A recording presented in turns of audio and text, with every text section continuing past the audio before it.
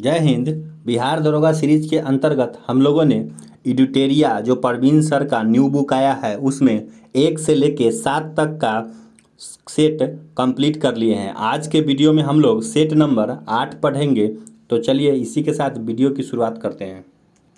एक number question है कि निम्नलिखित में से भारतीय संविधान का कौन सा अनुच्छेद आकस्मिक निधि से संबंधित है। निम्नलिखित में से भारतीय संविधान का कौन सा अनुच्छेद आकस्मिक निधि से संबंधित है।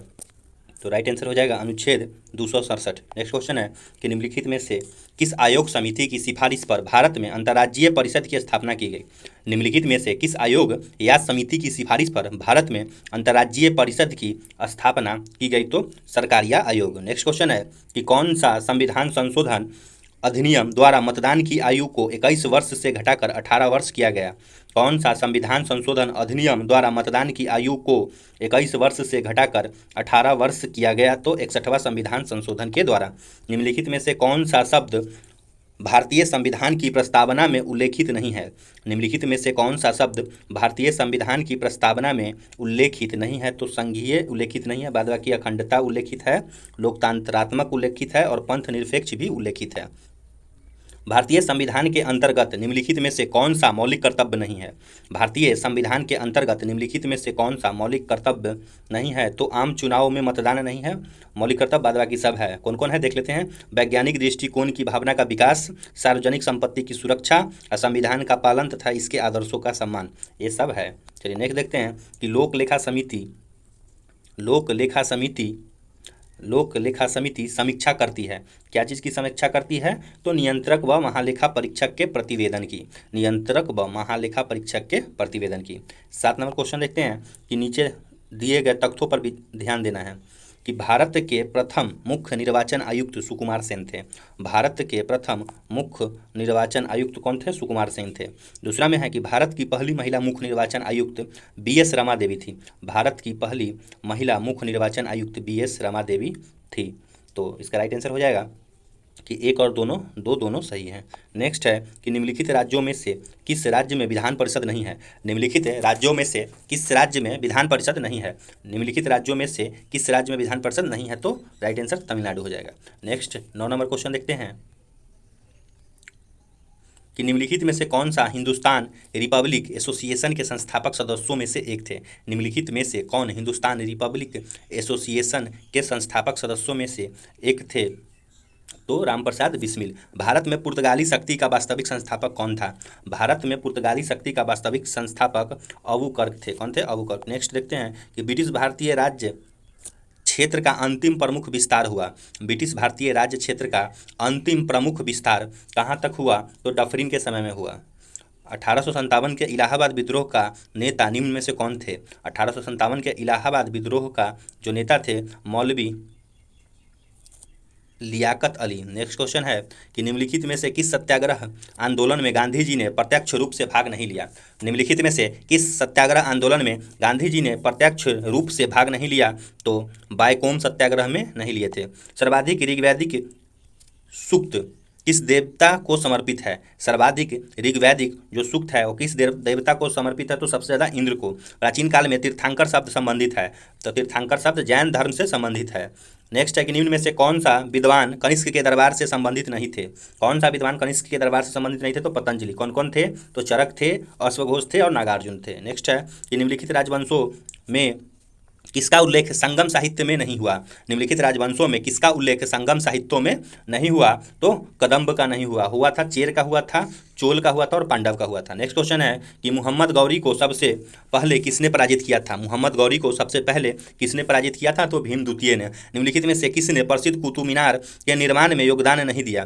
निम्नलिखित में से किसने प्रसिद्ध कुतुब मीनार के निर्माण में योगदान नहीं दिया। तो गयासुद्दीन तुगलक ने नहीं दिया था। नेक्स्ट क्वेश्चन है कि कृषकों की सहायता के लिए किस मध्यकालीन भारतीय शासक ने कबूलियत एवं पट्टा प्रथा की शुरुआत प्रारंभ की।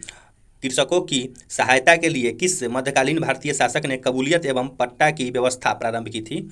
तो किसने व्यवस्था प्रारंभ की थी। शेरशाह सूरी ने। नेक्स्ट क्वेश्चन है कि निम्नलिखित में से किस शासक ने तीर्थ यात्रा कर समाप्त किया। निम्नलिखित में से किस शासक ने तीर्थ यात्रा कर को क्या किया, समाप्त किया, तो अकबर ने। विश्व स्वास्थ्य संगठन का मुख्यालय कहाँ है। विश्व स्वास्थ्य संगठन का मुख्यालय जेनेवा में है। नेक्स्ट क्वेश्चन है कि भारत का स्टैचू ऑफ यूनिटी किस राज्य में स्थित है। भारत का स्टैचू ऑफ यूनिटी किस राज्य में है, तो गुजरात राज्य में है।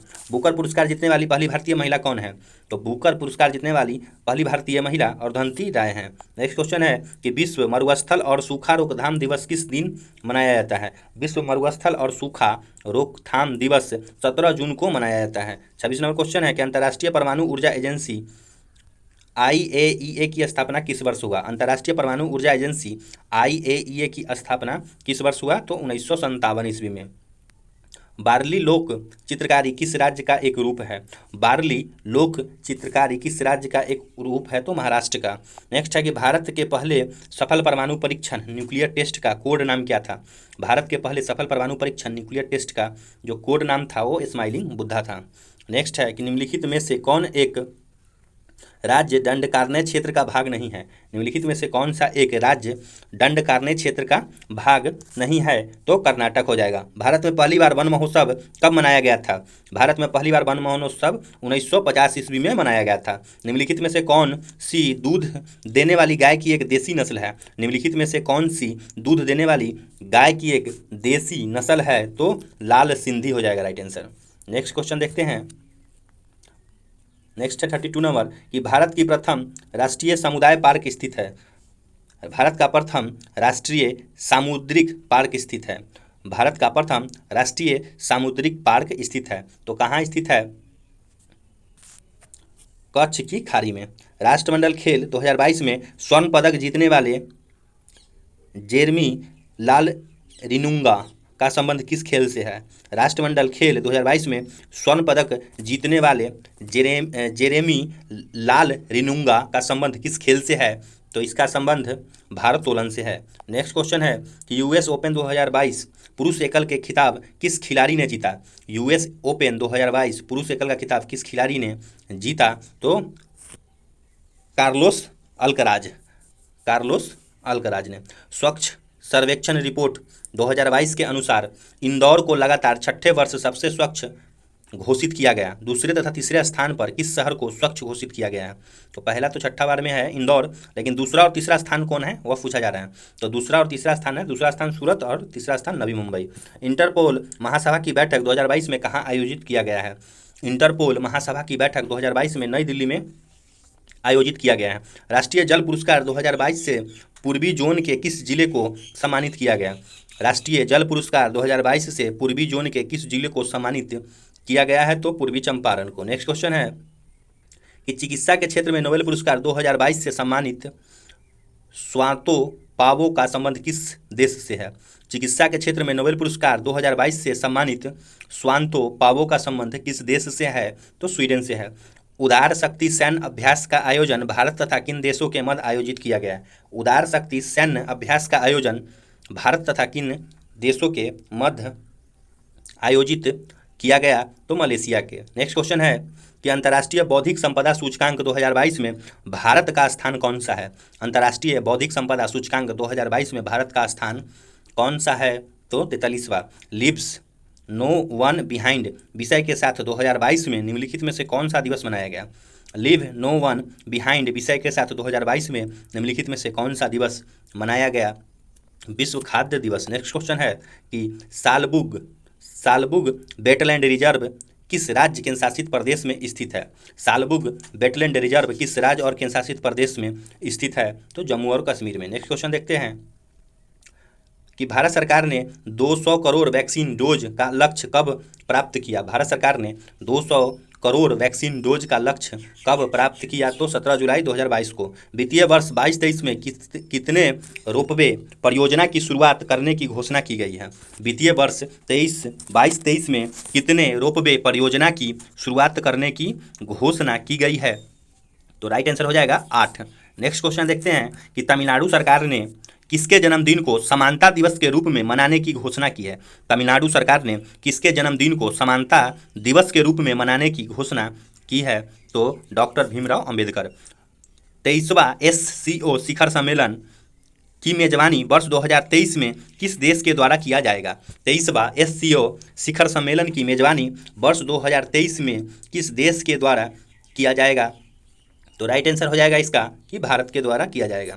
नेक्स्ट है कि युवा 2.0 योजना की शुरुआत किस मंत्रालय द्वारा किया गया है? युवा 2.0 योजना की शुरुआत किस मंत्रालय के द्वारा किया गया है? तो शिक्षा मंत्रालय के द्वारा। द इंडिया स्टोरी पुस्तक के लेखक कौन है? द इंडिया स्टोरी पुस्तक के लेखक कौन है? तो बिमल जलान। राइट आंसर हो जाएगा बिमल जलान। भारत की खारे पानी से जलने वाली लालटेन का शुभारंभ किया गया, इसका नाम क्या है? भारत की खारे पानी से जलने वाली लालटेन का शुभारंभ किया गया, तो इसका नाम हो जाएगा रोशनी। नेक्स्ट क्वेश्चन है कि निम्नलिखित में से किसके उत्पादन में ओडिशा का स्थान प्रथम नहीं है? निम्नलिखित में से किसके उत्पादन में ओडिशा का स्थान प्रथम नहीं है? तो कौन सा हो जाएगा? तो राइट आंसर इसका हो जाएगा कि कोयला में प्रथम नहीं है, बाद बाकी उड़ीसा लौह अयस्क में भी प्रथम स्थान पर है, बॉक्साइड में भी है और क्रोमाइट में भी है। वन रिपोर्ट 2021 के अनुसार भारत का वृक्षावरण प्रतिशत क्या है? तो भारत का वृक्षावरण प्रतिशत 2.91% हो जाएगा। नेक्स्ट है कि सुभाष चंद्र बोस आपदा प्रबंधन पुरस्कार 2022 हेतु व्यक्तिगत श्रेणी में किसे चुना गया है? सुभाष चंद्र बोस आपदा प्रबंधन पुरस्कार 2022 हेतु व्यक्तिगत श्रेणी में किसे चुना गया है? तो विनोद शर्मा को। हाल ही में जारी रिपोर्ट के अनुसार बिहार में गरीबी का प्रतिशत क्या है? हाल ही में जारी रिपोर्ट के अनुसार बिहार में जो गरीबी का प्रतिशत है वह 51.91% है। नेक्स्ट क्वेश्चन है कि ICC T20 वर्ल्ड कप 2022 का विजेता कौन सा देश है? ICC T20 वर्ल्ड कप 2022 का विजेता कौन सा देश है? तो राइट आंसर हो जाएगा इंग्लैंड। निम्नलिखित में से किसे संयुक्त राष्ट्र के जलवायु प्रमुख के रूप में चुना गया है? निम्नलिखित में से किसे संयुक्त राष्ट्र के जलवायु प्रमुख के रूप में चुना गया है? तो साइमन स्टील को। नेक्स्ट क्वेश्चन देखते हैं कि राष्ट्रीय पर्वत दिवस मनाया जाता है, अंतर्राष्ट्रीय पर्वत दिवस मनाया जाता है तो कब मनाया जाता है? 11 दिसंबर को। मेजर ध्यानचंद खेल रत्न अवार्ड 2022 से किसे सम्मानित किया गया? मेजर ध्यानचंद खेल रत्न अवार्ड 2022 से किसे सम्मानित किया गया? तो शरत कमल अचंता को। शरत कमल अचंता को। पिंडार निम्नलिखित में से किसकी सहायक नदी है? पिंडार निम्नलिखित में से किसकी सहायक नदी है? तो अलकनंदा की। केंद्रीय मृदा संरक्षण बोर्ड का गठन किस वर्ष किया गया था? केंद्रीय मृदा संरक्षण बोर्ड का जो गठन है वह किस वर्ष किया गया था? तो 1953 में। नेक्स्ट है कि प्रमुख एल्युमिनियम कंपनी नाल्को की स्थापना किस देश के सहयोग से किया गया? प्रमुख एल्युमिनियम कंपनी नाल्को की स्थापना किस देश के सहयोग से किया गया? तो फ्रांस के सहयोग से किया गया। भारत की जलीय समुद्री सीमा के साथ कितने देश जुड़े हैं? भारत की जलीय समुद्री सीमा के साथ कितने देश जुड़े हैं? तो 7 देश हो जाएगा। नेक्स्ट क्वेश्चन है कि ग्रीनलैंड द्वीप स्थित है। ग्रीनलैंड जो द्वीप है वो कहाँ स्थित है? तो आर्कटिक महासागर में। शिमला, मंसूरी, मनाली आदि किस हिमालय का भाग है? शिमला, मंसूरी, मनाली आदि किस हिमालय के भाग है? तो लघु हिमालय के। 64 नंबर क्वेश्चन है कि भारत तथा म्यांमार को कौन सा दर्रा जोड़ता है? भारत तथा म्यांमार को कौन सा दर्रा जोड़ता है? तो तुजू दर्रा। रका पोसी पर्वत कहाँ स्थित है? रका पोसी पर्वत पाकिस्तान में स्थित है। नेक्स्ट है कि निम्नलिखित में से कौन सा अपवर्तनांक का मात्रक है? निम्नलिखित में से कौन सा अपवर्तनांक के मात्रक है? तो एंटी हो जाएगा, ये सब कोई नहीं होगा। वोल्ट मीटर का उपयोग किसके मापन में किया जाता है? वोल्ट मीटर का उपयोग विभवांतर के मापन में किया जाता है। नेक्स्ट है कि किस गतिशील वस्तु की गतिज ऊर्जा के किस पर निर्भर करती है? किसी गतिशील वस्तु की गतिज ऊर्जा जो काइनेटिक एनर्जी है वो किस पर निर्भर करती है? तो इसका राइट आंसर हो जाएगा कि द्रव्यमान और वेग पर निर्भर करती है। न्यूटन के गति के प्रथम नियम को अन्य किस नियम से जाना जाता है? न्यूटन के गति के प्रथम नियम को जड़त्व के नियम से जाना जाता है। गुरुत्वीय त्वरण जी का मान निम्न में से किस पर निर्भर नहीं करता? गुरुत्वीय त्वरण जी का मान, स्मॉल जी का मान निम्न में से किस पर निर्भर नहीं करता? तो वस्तु के द्रव्यमान पर निर्भर नहीं करता। नेक्स्ट क्वेश्चन देखते हैं कि यदि तरंगदैर्घ्य वेव की आवृत्ति बढ़ती है तो इसकी तरंगदैर्घ्य जो वेवलेंथ है पर क्या प्रभाव पड़ेगा? यदि किसी तरंग की वेव की आवृत्ति जो उसका फ्रीक्वेंसी है वो बढ़ती है तो इसकी तरंगदैर्घ्य वेवलेंथ पर क्या प्रभाव पड़ेगा? तो इसके वेवलेंथ क्या होगा? घट जाएगा। नेक्स्ट क्वेश्चन है कि किसी दर्पण के वक्रता की फोकस दूरी तथा त्रिज्या के बीच क्या संबंध है? किसी दर्पण के वक्रता की फोकस दूरी तथा त्रिज्या के बीच क्या संबंध है? तो राइट आंसर हो जाएगा R बराबर 2F, इसके बीच का संबंध है, मतलब 2F के बराबर है R। चलिए, किसी माध्यम में प्रकाश किरणें की झुकाव को क्या कहा जाता है? किसी माध्यम में प्रकाश किरणें के जो झुकाव है उसको हम लोग अपवर्तन कहते हैं। नेक्स्ट क्वेश्चन है कि प्रतिरोधकता के व्युत्क्रम को क्या कहा जाता है? प्रतिरोधकता के व्युत्क्रम को चालकता कहा जाता है। किस वैज्ञानिक ने यह सुझाव दिया था कि तत्वों के प्रतीक को तत्व के नाम के एक या दो अक्षर से बनाया जाता है? किस वैज्ञानिक ने यह सुझाव दिया था कि तत्वों के प्रतीक को तत्वों के नाम के एक या दो अक्षरों से बनाया जाता है? तो वैज्ञानिक हो जाएगा वर्जिलियस। किसी परमाणु के नाभिक में मौजूद प्रोटॉन और न्यूट्रॉन की कुल संख्या को किस रूप में जाना जाता है? किसी परमाणु के नाभिक में मौजूद प्रोटॉन और न्यूट्रॉन की कुल संख्या को किस रूप में जाना जाता है? तो द्रव्यमान संख्या में जाना जाता है। नेक्स्ट है कि ग्रेफाइट परमाणु में संयोजी इलेक्ट्रॉनों की संख्या कितनी होती है? ग्रेफाइट परमाणु में संयोजी इलेक्ट्रॉनों की संख्या कितनी होती है?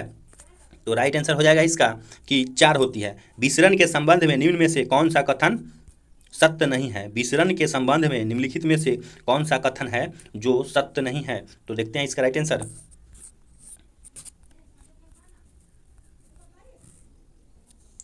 78 का राइट आंसर हो जाएगा कि गैसों के विसरण की दर उसके आयतन पर निर्भर करती है। नेक्स्ट क्वेश्चन देखते हैं कि क्षार के गुणों के संबंध में निम्न में से कौन सा कथन सत्य है? क्षार के गुणों के संबंध में निम्न में से कौन सा कथन सत्य है?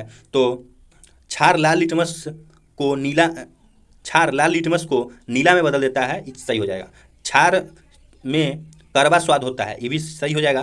क्षार विलयन में बिजली संचालित करते हैं, ये भी सही होगा, क्योंकि नमक और पानी का जो घोल होता है उसमें क्या होता है, बिजली होता है और वो कड़वा लगता है, और लिटमस पेपर पर यह नीला में बदल देगा, लाल से। तो सभी सही हो जाएगा, तो डी आंसर हो जाएगा। चलिए नेक्स्ट देखते हैं कि आधुनिक आवर्त सारणी के बाईं ओर स्थित एकमात्र गैस अधातु कौन सी है?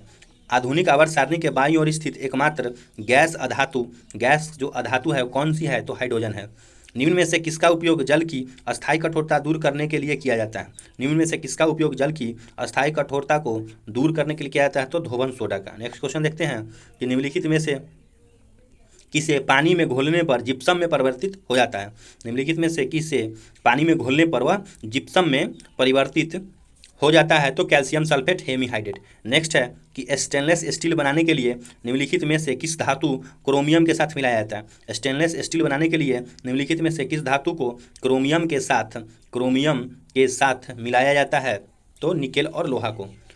निम्नलिखित में से कौन सी मकड़ियों का अध्ययन से संबंधित है? निम्नलिखित में से कौन सी मकड़ियों के अध्ययन से संबंधित है? तो अर्कोनोलॉजी। पेशी ऊतक कितने प्रकार के होते हैं? तो पेशी ऊतक 3 प्रकार के होते हैं। एक ही प्रजाति की विभिन्न आबादियों के बीच की आनुवांशिक भिन्नता को कहा जाता है। एक ही प्रजाति के विभिन्न आबादियों के बीच की आनुवांशिक भिन्नता को क्या कहते हैं? तो आनुवांशिक भिन्नता को आनुवांशिक विविधता कहते हैं। जंतुओं का सबसे बड़ा समूह है आर्थ्रोपोडा। नेक्स्ट है कि स्तनधारियों के हृदय में कितने प्रकोष्ठ होते हैं? तो स्तनधारियों के हृदय में 4 प्रकोष्ठ होते हैं।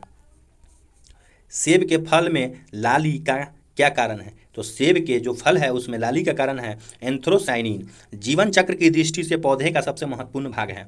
तो जीवन चक्र की दृष्टि से पौधे का सबसे महत्वपूर्ण भाग पुष्प हो जाएगा, क्योंकि इसी से बीज होगा और उसी से उसका जीवन आगे बढ़ेगा। तो पुष्प नहीं होगा तो उसका जीवन खत्म हो जाएगा, मतलब उसका जो नेक्स्ट जनरेशन है खत्म हो जाएगा। 91 है कि सूची 1 को सूची 2 से मिलान करना है। तो देखते हैं सबसे छोटा बीज, तो सबसे छोटा बीज आर्किड हो जाएगा। सबसे छोटा गुणसूत्र तो शैवाल का होता है। सबसे छोटा पुष्प बुल्फिया का होता है। और सबसे छोटा कोशिका गैलेस्टिकम या किसका होता है? तो माइकोप्लाज्मा का होता है। 3, 1, 2, 4 ए नंबर हो जाएगा। नेक्स्ट क्वेश्चन देखते हैं कि निम्नलिखित में से किस समिति का संबंध मुद्रा आपूर्ति की अवधारणा से है? निम्नलिखित में से किस समिति का संबंध मुद्रा आपूर्ति की अवधारणा से है? तो वाई.बी. रेड्डी समिति। रुपये की परिवर्तनीयता का क्या तात्पर्य है? तो इसका परिवर्तनीयता का तात्पर्य है कि रुपये को अन्य मुद्रा में परिवर्तन करने हेतु अनुमति। नेक्स्ट है कि किस वर्ष भारतीय रिजर्व बैंक का राष्ट्रीयकरण किया गया? तो भारतीय रिजर्व बैंक का राष्ट्रीयकरण कब किया गया? तो भारतीय रिजर्व बैंक का राष्ट्रीयकरण 1949 ईस्वी में किया गया। नेक्स्ट क्वेश्चन है कि 8 मूल उद्योगों के सूचकांक निम्न में से 8 मूल उद्योगों के सूचकांक में निम्न में से किसको सर्वाधिक महत्व दिया गया है? तो सबसे ज़्यादा जो महत्व दिया गया है रिफाइनरी उत्पादन में। नेक्स्ट है कि यदि ABCD 4 लगातार विषम पूर्ण संख्याओं का औसत 42 है तो B तथा D का गुणनफल क्या होगा? ABCD 4 लगातार विषम पूर्ण संख्याओं का औसत 42 है तो B तथा D का गुणनफल को क्या कहेंगे? तो B तथा D का गुणनफल 1845 इसका राइट आंसर होगा। एक वन में कुछ तोते तथा कुछ हाथी है, यदि इसकी कुल 1746 टांगे तथा 858 सिर है तो तोते की संख्या ज्ञात कीजिए। तो राइट आंसर इसका हो जाएगा 843। नेक्स्ट है कि ए अकेले एक कार्य को 10 दिन में समाप्त कर सकता है जबकि बी अकेले उसे 15 दिन में समाप्त कर सकता है। यदि वे एक दिन छोड़कर एक दिन बारी बारी से काम करे, ए प्रारंभ करे तो कार्य समाप्त होने में कितना समय लगेगा? तो इसका राइट आंसर हो जाएगा 12 दिन लगेगा। नेक्स्ट क्वेश्चन है कि किसी संख्या के आधा करने पर उसकी 100 से कमी उतनी ही है जितनी उस संख्या को 100 से अधिक का आधा है, तो वह संख्या ज्ञात कीजिए। इसका राइट आंसर देखिएगा 150 हो जाएगा। नेक्स्ट है कि राम 3500 रुपये में एक कारोबार प्रारंभ करता है तथा 6 माह के पश्चात लक्ष्मण एक भागीदार के तौर पर राम के साथ जुड़ जाता है। 1 वर्ष पश्चात लाभ में 2.3 के अनुपात में विभाजित किया जाता है तो पूंजी में लक्ष्मण का अंशदान क्या होगा? तो पूंजी में लक्ष्मण का अंशदान 10,500 रुपया होगा। चलिए यहाँ पे हमारा 100 क्वेश्चन कंप्लीट हो गया। वीडियो आप लोग को अच्छा लगा होगा तो लाइक कीजिएगा, दोस्तों में शेयर कीजिएगा, कमेंट कीजिएगा और चैनल को सब्सक्राइब अवश्य कर लीजिएगा, क्योंकि इस तरह के वीडियो रेगुलर रूप से आप लोगों को प्रोवाइड होता रहेगा। वीडियो देखने के लिए बहुत बहुत धन्यवाद।